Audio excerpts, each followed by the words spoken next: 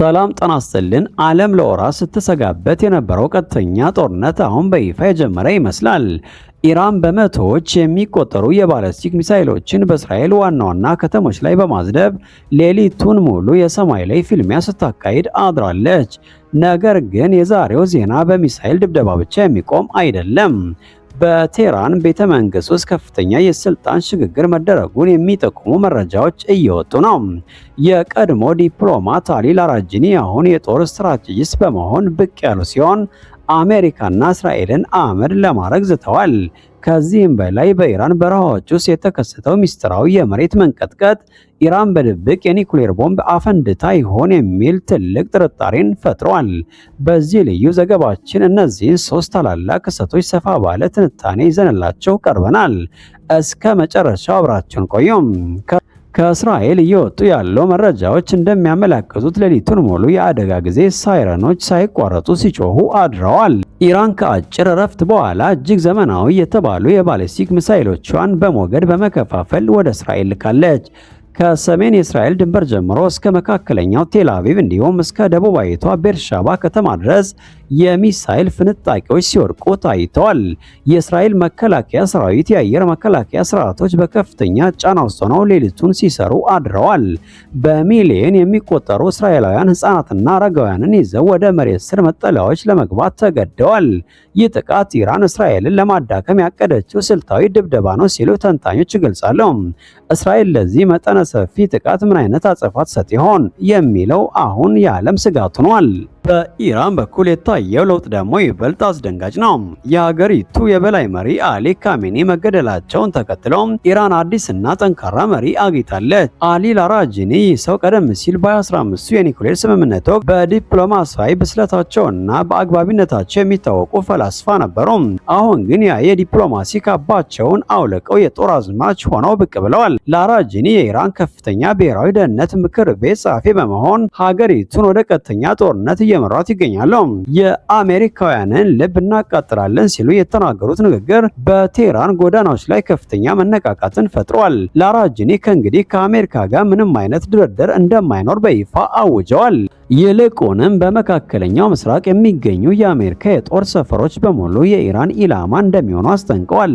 የቀድሞ ዲፕሎማት ወደ ጦር ስትራቴጂነት መቀየር ኢራን ከምዕራባውያን ጋር የነበራትን ማንኛውም ግንኙነት መበጠሷና ወደ መጨረሻው ጦርነት መግባቷን ያሳያል። ሌላኛውና እጅግ አነጋጋሪው ጉዳይ በደቡብ ኢራን ፋርስ ግዛት ውስጥ የተመዘገበው የመሬት መንቀጥቀጥ ነው። በሬክተር ስኬል 4.3 የተመዘገበው ይህ ንዝረት የተከሰተበት ሰዓት ከሚሳኤል ጥቃቶቹ ጋር መገጣጠሙ ትልቅ ጥርጣሬን ጭሯል። በዓለም አቀፍ ደረጃ ያሉ የመረጃ መረቦችና የጦር ተንታኞች ኢራን የመጀመሪያውን የኒኩሌር ቦምብ ሙከራ በድብቅ አድርጋ ይሆን የሚል ጥያቄ እያነሱ ነው።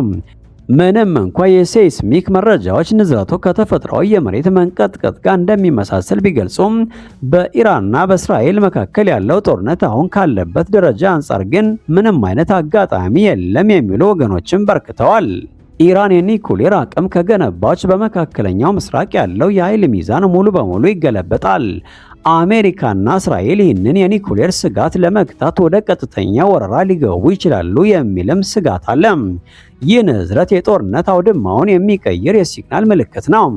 ጉዳዩን በንቃት እየተከታተል ነው። ባለፉት ጥቂት ሰዓታት ውስጥ የደረሱን መረጃዎች እንደሚያመለክቱት ዓለም አቀፋዊ የኃይል ሚዛን ሙሉ በሙሉ ተናግቷል። የኢራኑ ከፍተኛ መሪ አያቶላ አሊ ካሜኒ በአሜሪካና በእስራኤል ጥምር ጥቃት መገደላቸውን ተከትሎ ቀጠናው ወደ ለየለት ጦርነት ተሸጋግሯል።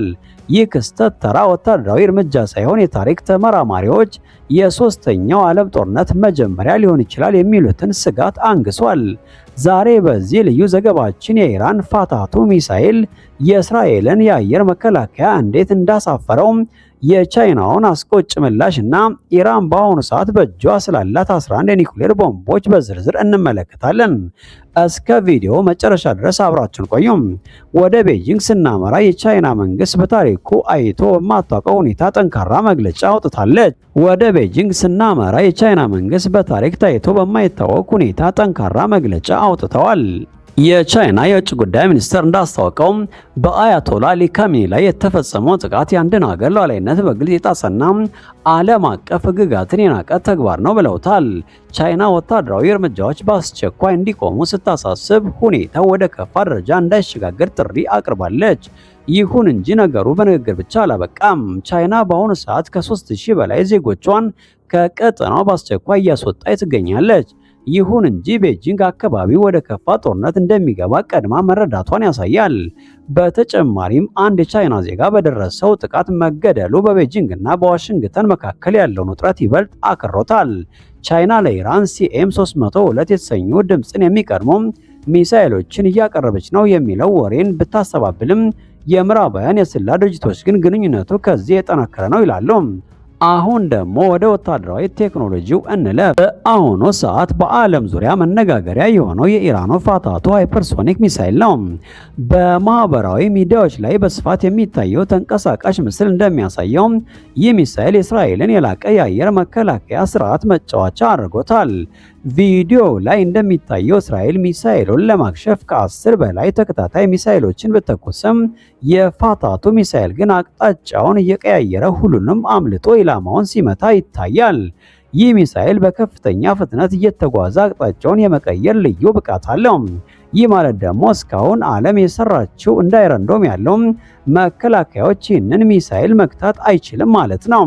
ኢራን ይህንን የጦር መሳሪያ መጠቀሟ በመካከለኛው ምስራቅ ያለውን ወታደራዊ የበላይነት ወደ ራሷ ሊያዞረው እንደሚችል ተገምቷል። የጉዳዩ አሳሳቢነት በዚህ አያበቃም። የአሜሪካው ልዩ መልእክተኛ ስቲቭ ስኮፍ ያወጡት መረጃ መላውን ዓለም አስደንግጧል። እንደ ዊትኮፍ ገለጻ ከኢራን ተደራዳሪዎች ጋር በተደረገ ስብሰባ ላይ ኢራን በአሁኑ ሰዓት እስከ 11 የሚደርሱ የኒውክሌር ቦምቦችን በአጭር ጊዜ ውስጥ ሰርታ ለማጠናቀቅ የሚያስችል የበለጸገ ዩራኒየም እንዳላት በይፋ ተናግረዋል። ይህ ማለት ኢራን ከኒውክሌር ባለቤትነት ደጃፍ ላይ ቆማለች ማለት ነው። ስቲቭ ስኮፍ ከእንግዲህ ከኢራን ጋር የሚደረግ ዲፕሎማሲያዊ ስምምነት የማይታሰብ ነው ሲሉ ተስፋ መቁረጣቸውን ገልጸዋል። ዋሽንግተንና ቴል አቪቭ ይህንን የኒውክሌር ስጋት ለመቀልበስ ወደ መጨረሻ ወታደራዊ እርምጃ ሊገቡ እንደሚችሉ እየተዘገበ ይገኛል። የኒውክሌር ጦርነት ስጋት ከቀዝቃዛው ጦርነት በኋላ ለመጀመሪያ ጊዜ በዚህ ደረጃ አጥልቶ ይታያል። በመጨረሻ ሚ ጦርነት በኪሳችን ላይ የሚያመጣውን ተጽዕኖ እንመልከት። ቻይና ደጋግማ እያስጠነቀቀች ያለችው ስለ ሆርሙዝ ወሽመጥ ደህንነት ነው። ይህ ጠባብ የባህር መስመር የዓለም 20% ነዳጅ የሚያልፍበት ቁልፍ ቦታ መሆኑ ይታወቃል። ኢራን ይህንን መስመር ከዘጋችው የዓለም የነዳጅ ዋጋ በአንድ ጀንበር በእጥፍ ሊጨምር ይችላል። ቻይና የዓለም ኢነርጂ ደህንነት አደጋ ላይ ነው ስትል የምታስጠነቅቀው የራሷ ኢኮኖሚ በዚህ መስመር ላይ ጥገኛ ስለሆነ ነው። ጦርነቱ ከቀጠለና የንግድ መርከቦች መንቀሳቀስ ካቆሙ የዓለም ኢኮኖሚ ወደ ከፋ ቀውስ ውስጥ ይገባል።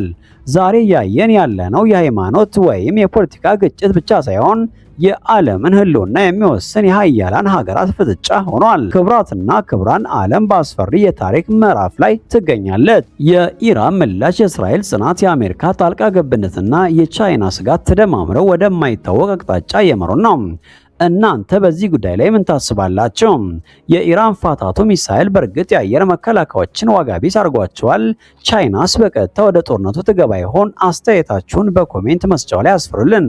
ይህ ቪዲዮ ለሌሎች እንዲደርስ ላይክ ማድረጋችሁን አትርሱ።